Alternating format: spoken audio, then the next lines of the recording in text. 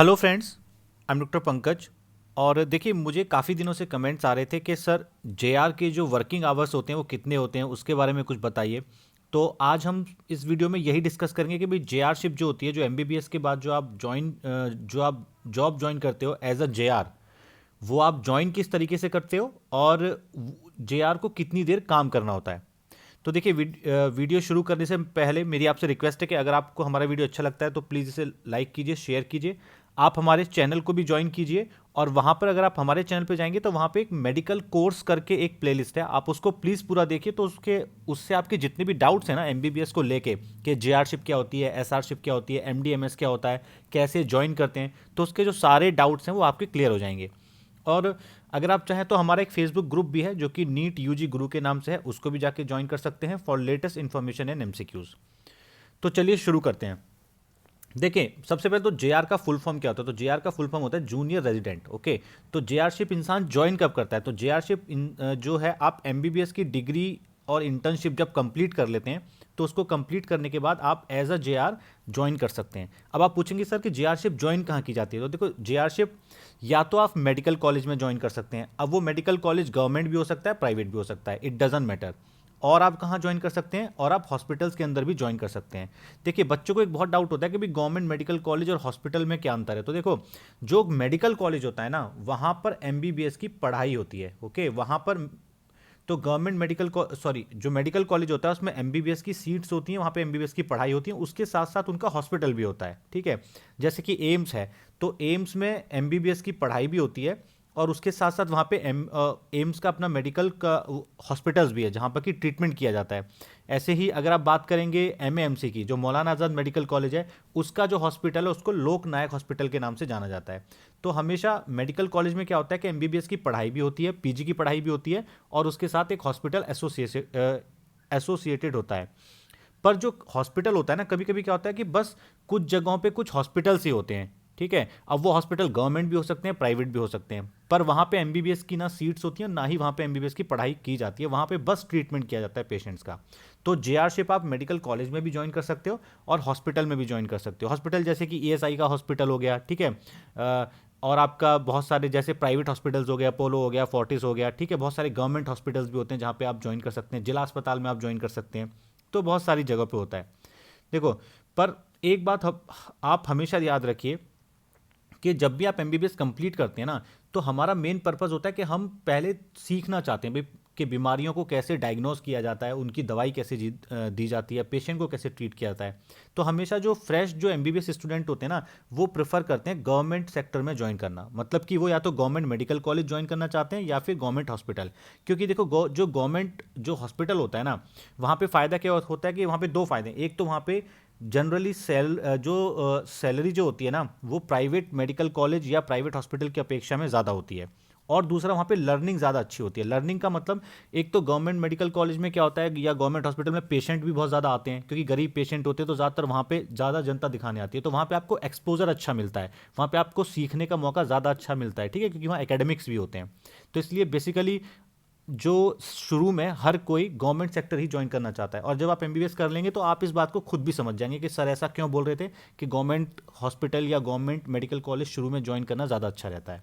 Okay, next है भाई कि जेआरशिप मिलती कैसे, आखिर क्या प्रोसेस होता है जेआरशिप को लेने का। तो देखो, जब आप एमबीबीएस कर लेते हो, आपके पास एमबीबीएस की डिग्री आ जाती है, तो बहुत सारे सेंटर्स जो कि हॉस्पिटल या मेडिकल कॉलेज हैं, वो इंटरव्यू कंडक्ट करते हैं। ठीक है, तो उसमें आपको अपने डॉक्यूमेंट्स लेके जाने होते हैं। वहाँ पे कुछ डॉक्टर्स आपसे इंटरव्यू लेते हैं और आपका सिलेक्शन जनरली हो ही जाता है। ऐसा नहीं होता कि सिलेक्शन नहीं होता है। एक हॉस्पिटल में नहीं होगा तो दूसरे में हो जाएगा, दूसरे में नहीं होगा तो तीसरे में, कहीं ना कहीं आपको जेआरशिप मिल ही जाएगी। ठीक है, और आगे की वीडियो में मैं आपको वो सारा अच्छे से बताऊंगा भी कि वैकेंसीज कैसे निकलती हैं, क्योंकि एक ही वीडियो में हम बता नहीं सकते, क्योंकि वीडियो बहुत लंबा हो जाएगा। अच्छा, कुछ सेंटर्स जो होते हैं ना, जैसे कि एम्स दिल्ली हो गया या एम्स और भी जगहों के हो गए, वो रिटन एग्जाम लेते हैं। ओके, वो क्या करते हैं, वो ऑब्जेक्टिव पेपर पे एग्जाम लेते हैं और उससे जो मार्क्स आते हैं उससे एक लिस्ट बनाते हैं, मेरिट लिस्ट, और उसमें मेरिट के हिसाब से स्टूडेंट्स को बुलाते हैं, रैंक के हिसाब से, और उनको वो सीट अलॉट करते हैं। अब देखिए, एम्स दिल्ली में क्या होता था पहले, जब मेरे टाइम में, या आज भी यही होता होगा, वहाँ पे क्या होता था, एम्स का एक पीजी एंट्रेंस एग्जाम होता है। ठीक है, जो वहाँ पे पोस्ट ग्रेजुएशन की जो सीट्स एमडी या एमएस उठाते हैं ना, उसके लिए एक एग्ज़ाम होता है। तो उस एग्ज़ाम में सपोज करो मान के चलो 150 सीट हैं एमडी एमएस की, ठीक है। तो जब वो सब एग्ज़ाम देंगे ना, तो वो उसमें कम से कम 2000 लोगों की रैंक वाइज लिस्ट निकाल देते हैं, ठीक है। तो इन 2000 में जो शुरू के 150 लोग हैं भाई, वो तो अपनी एमडी एमएस की सीट उठा लेंगे, और उसके बाद के बचे जो लोग हैं ना, उनको वो लोग बुलाते हैं जेआरशिप ज्वाइन करने के लिए। तो उनमें से जो जो चाहता है वो जेआरशिप ज्वाइन कर लेता है। अब चाहने का मतलब ये नहीं कि मैं चाहूंगा तो मैं कर लूंगा भाई, एक काउंसलिंग होगी, वहां पे रैंक वाइज बच्चों को बुलाया जाएगा, और वहां पे जितनी सीट्स होंगी लोग उठाते जाएंगे। तो जिस रैंक तक सीट जाएंगी, जब खत्म हो जाएंगी तो काउंसलिंग बंद कर दी जाएगी, ठीक है। तो जो मैंने आपको पहले भी वीडियो में कहा था कि भाई, जब मैंने पहले एम्स का पीजी का एग्जाम दिया तो मेरा सिलेक्शन नहीं हुआ था, तो सेकंड टाइम में जब सिलेक्शन हुआ था तो मेरी रैंक अच्छी थी, तो मुझे वहां पे जेआरशिप मिल गई थी। अब देखो, पर सर सॉरी, कुछ बच्चे बोलते हैं कि सर पर कैसे जीआरशिप मिलेगी, अगर हमको नहीं मिली तो क्या हुआ। तो मैं आपको एक बात श्योर करना चाहता हूं कि ना तो कभी पास्ट में जीआरशिप की कमी थी, ना आज है और ना ही कल होगी। आपको 100% जीआरशिप मिल ही जाएगी, ठीक है। हाँ, ये बात हो सकती है कि आपको कभी कभी सेक्रीफाइस करना पड़े प्लेस को लेके, हॉस्पिटल को लेके। हो सकता है आप चाह रहे हो कि आपको दिल्ली में जीआरशिप मिल जाए, पर आपको दिल्ली में ना मिल के गाजियाबाद में मिले, या नोएडा में जाएं, या फिर आपको आगरा जाएं या मेरठ जाएं, कहीं मिले। हो सकता है जगह चेंज करनी पड़े, ठीक है, क्योंकि जहां पे आप गए थे वहां आपके एमबीबीएस के मार्क्स थोड़े कम थे, तो आपका सिलेक्शन नहीं हुआ, या इंटरव्यू में आपने उतने अच्छे आंसर नहीं दिए तो आपका सिलेक्शन नहीं हुआ। पर ऐसा नहीं है कि अगर वहां नहीं हुआ तो कहीं और नहीं होगा, जहां पे जगह खाली होगी वहां हो ही जाएगा। और दूसरा क्या होता है, कभी कभी हॉस्पिटल के साथ भी आपको कॉम्प्रोमाइज करना पड़ता है। सपोज करो आप दिल्ली एम्स में आप जेआरशिप ज्वाइन करना चाहते थे, पर हुआ क्या कि वहां पे आपकी रैंक थोड़ी कम रहेगी, तो वहां वहां आपको मिल नहीं पाई। तो इसका मतलब ये नहीं है कि और जगह नहीं होगा, तो आप एलएनजेपी में ज्वाइन कर लीजिए। अगर एलएनजेपी में नहीं मिली तो आप जा सकते हैं, लेडी हार्डिंग में जा सकते हैं, आप आरएमएल में जा सकते हैं, ठीक है, आप नोएडा में जा सकते हैं, आप ईएसआई में जा सकते हैं। बहुत सारे हॉस्पिटल हैं दुनिया जहान के जहां पे आपको जेआरशिप मिल ही जानी है। तो ऐसा कभी नहीं होता। मैं आपको फिर से बोल रहा हूं, मुझे आज तक किसी भी एमबीबीएस के बच्चे ने ये नहीं बोला जिसने एमबीबीएस किया कि सर मुझे जेआरशिप नहीं मिल रही है, प्लीज़ मुझे दिलवा दीजिए। ऐसा कभी नहीं होता। मुझे आज तक कोई भी अनएम्प्लॉयड एमबीबीएस डॉक्टर नहीं मिला है अपनी लाइफ में, जबकि मुझे 14 से 15 साल इस करियर में हो चुके हैं, ठीक है। अब जो नेक्स्ट सबसे जो इंपॉर्टेंट क्वेश्चन जो आप लोग पूछते हो कि सर एक जेआर को ड्यूटी कितनी करनी होती है, तो देखो, मैं तो इस फील्ड में 14-15 साल से हूँ, मैं अपना भी जानता हूँ, मैंने भी काफ़ी जीआरशिप की है और दूसरों को भी जानता हूँ।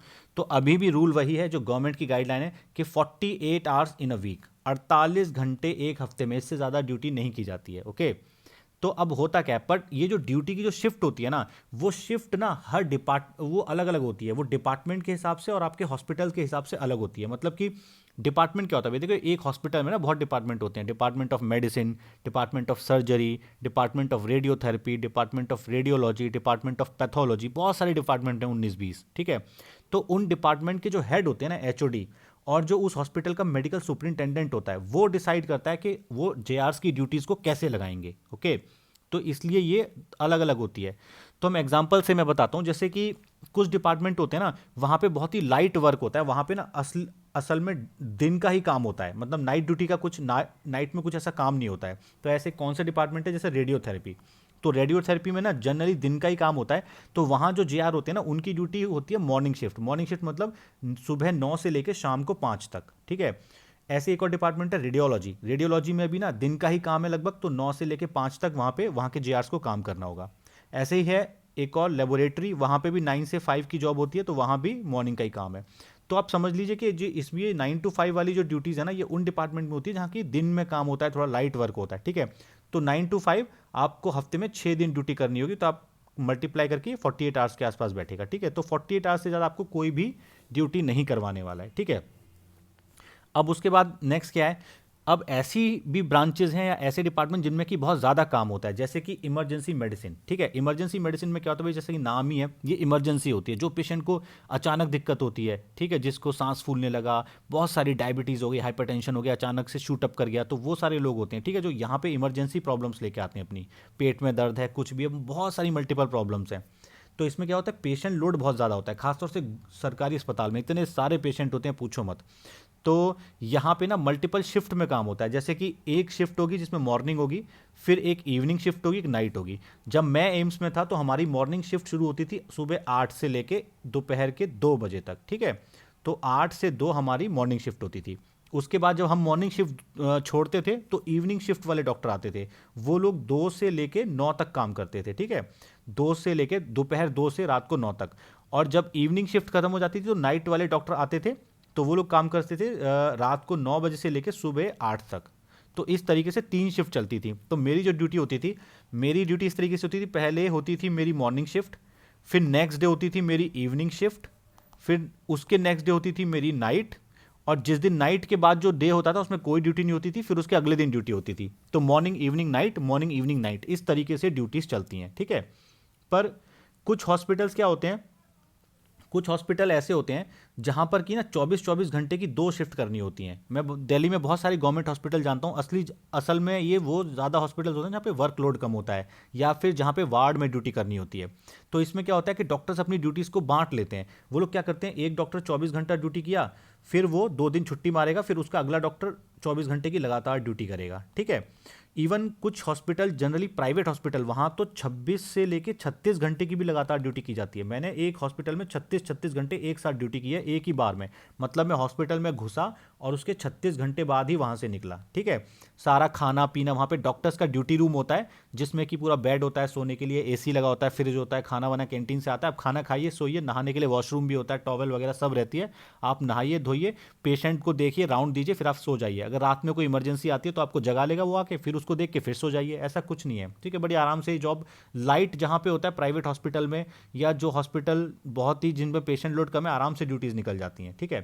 पर इमरजेंसी मेडिसिन वहाँ पे थोड़ा टफ होता है। अब देखिए, जब मैंने ज्वाइन किया था तो मुझे इमरजेंसी मेडिसिन ही ज्वाइन करना था एम्स में, जबकि मेरे पास और भी ब्रांचेस के जो ऑप्शंस थे काउंसलिंग में, जहाँ पे कि लाइट वर्क था। पर एक्चुअली मैं पेशेंट्स को ट्रीट करना चाहता था। इमरजेंसी में ना आप इमरजेंसीज को हैंडल करना सीखते हैं। मैंने इतने सारे पेशेंट को ट्रीट किया है, एकदम मरते हुए पेशेंट को हम लोग सीपीआर देके, सीपीआर देना मैं अच्छे से वहीं से सीखा, ठीक है। तो सीपीआर देखे किस तरीके से पेशेंट को रिवाइव किया जाता है, ठीक है, वो सीखना वो वहीं सीख पाता है इंसान।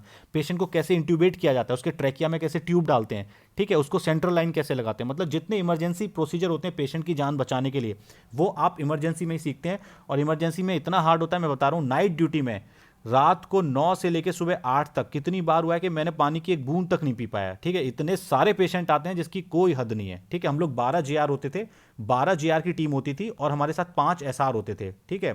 तो 12 जेआर और 5 एसआर की एक टीम होती थी एम्स में, और बहुत ज़्यादा वर्कलोड होता था वहाँ पे। पर यह कि वहाँ से काम करने के बाद जो कॉन्फिडेंस आया ना, वो मतलब बियॉन्ड इमेजिनेशन है। उसके बाद आप किसी भी पेशेंट को देख सकते हो। अच्छा, अब एक इंपॉर्टेंट बात, कि जब प्राइवेट हॉस्पिटल में जीआरशिप ज्वाइन करते हैं ना, तो वहाँ पे आप मल्टीपल हॉस्पिटल भी ज्वाइन कर सकते हैं, ठीक है। जैसे मैंने जब एम्स छोड़ दिया था, तो एम्स छोड़ने के बाद मैंने क्या किया कि मैंने प्राइवेट हॉस्पिटल भी ज्वाइन किए। तो मैंने 2 प्राइवेट हॉस्पिटल ज्वाइन कर लिए। तो एक में मैं मॉर्निंग ड्यूटी करता था, और मॉर्निंग मेरी होती थी जनरली 9 से 5, सुबह 9 से शाम को 5 तक, ठीक है। और उसके बाद क्या करता था, अगले नेक्स्ट हॉस्पिटल में नाइट ड्यूटी करता था। तो नाइट ड्यूटी जो जनरली रहती थी वो 9 to 7 रहती थी, या कभी कभी 9 to 6 भी रहती थी, ठीक है। अब देखिए, कुछ दिन पहले ही मुझे एक बड़ा गंदा कमेंट आया था। एक लड़के ने गाली वाली लिख के बोला कि भाई ये आप गलत गलत क्यों फैला रहे हो, कि इतनी ड्यूटी आप कर लेते हो, या कोई कर लेता है इतना पैसा मिल जाता है। तो उस बेचारे, पता नहीं, हो सकता है वो स्टूडेंट बहुत ही डिप्रेस्ड हो जो उसने ऐसी लैंग्वेज का यूज़ किया, ठीक है, या उसको पूरा ज्ञान ना हो। देखिए, होता क्या है ना, जो लोग मेडिकल बैकग्राउंड से बिल्कुल नहीं होते ना, उनको बिल्कुल भी ज्ञान नहीं होता, वो कुछ भी बेचारे समझते रहते हैं। पर अगर आप थोड़ा सा भी किसी डॉक्टर को जानते हो ना, तो आपको पता लगेगा ड्यूटीज़ कैसे होती हैं। देखिए, जब भी आप 2 ड्यूटीज़ ज्वाइन करते हो ना एक साथ, असल में 2 ड्यूटीज़ करता कौन ज्वाइन है, जनरली वो करता है जिसको पैसे की ज़रूरत ज़्यादा होती है, ठीक है। जैसे मुझे पीजी की तैयारी करनी थी, उसके लिए मुझे पैसे चाहिए थे, इसलिए मैंने सोचा कि भाई पहले पढ़ाई छोड़ के पैसा ही कमा लिया जाए थोड़े दिन। तो मैंने 2 ड्यूटी ज्वाइन की। जब भी कोई डॉक्टर 2 ड्यूटीज ज्वाइन करता है ना, तो वो एक हॉस्पिटल पकड़ता है ऐसा जिसमें नॉर्मल काम होता है, ठीक है, या फिर हेक्टिक काम होता है। और वो एक हॉस्पिटल जहां वो नाइट ड्यूटी पकड़ता है ना, अक्सर वो अक्सर ऐसा हॉस्पिटल ढूंढता है जहां पर कि बहुत ही कम पेशेंट होते हैं और नॉर्मल काम होता है, मतलब रात में उतना पेशेंट लोड नहीं होता। तो जैसे मैं क्या करता था, मेरी 9 to 5 वाली जो ड्यूटी थी ना, उसमें थोड़ा पेशेंट लोड रहता था। तो मैं वहाँ पे पेशेंट देखता था, सर को असिस्ट करता था जो हमारे सीनियर डॉक्टर थे। और उसके बाद जो मेरी नाइट ड्यूटी थी ना, मेरी नाइट ड्यूटी जो 9 बजे रात को शुरू होती थी 7 तक, ठीक है। जो खंडेलवाल हॉस्पिटल है दिल्ली में, वहाँ पे इतना पेशेंट लोड नहीं होता था। तो मैं जाता था 9 पे, और अपना जितने पेशेंट एडमिट थे उन सबको देख के राउंड लेके, और मैं खाना खा के सो जाता था। मतलब मैंने जितने दिन काम किया ना, काफ़ी महीनों काम किया, उसमें 4 या 5 बार ही हुआ कि इमरजेंसी में रात को कोई केस आया और मुझे जगाया गया, ठीक है। अदरवाइज मैं 5 से 6 घंटे की नींद वहाँ आराम से ही ले लेता था, क्योंकि रात में वहाँ पेशेंट लोड उतना नहीं था। और वहाँ पे वॉशरूम था, उसमें मैं सुबह नहा लेता था अपना, और कपड़े वपड़े सब चेंज किए, वो मैं अपने जो धोबी है उसको बोल के रखता था, धो के वो रखता था, खाना वाना सब खा के वहीं से फ्रेश होकर ब्रश किया, वहीं से चले गए। रूम बहुत अच्छा रहता है प्राइवेट हॉस्पिटल्स में, इवन गवर्नमेंट में भी होता है। वहाँ पे सोने के लिए पूरा बेड रहेगा, एसी रहेगा, सोफ़ा रहेगा, सब कुछ, टीवी रहेगा, जो चाहिए आप सोना है सोइए, पढ़ना है पढ़िए, कोई दिक्कत नहीं होती है, ठीक है। तो जिस लड़के ने वो कमेंट किया था शायद उसको पता ही नहीं होगा, तो वो बेचारा समझ रहा है कि भाई सर इतनी सारी ड्यूटीज़ कैसे कर सकते हैं, या इतना पैसा आपको ड्यूटी करके मिल कहाँ से जाएगा।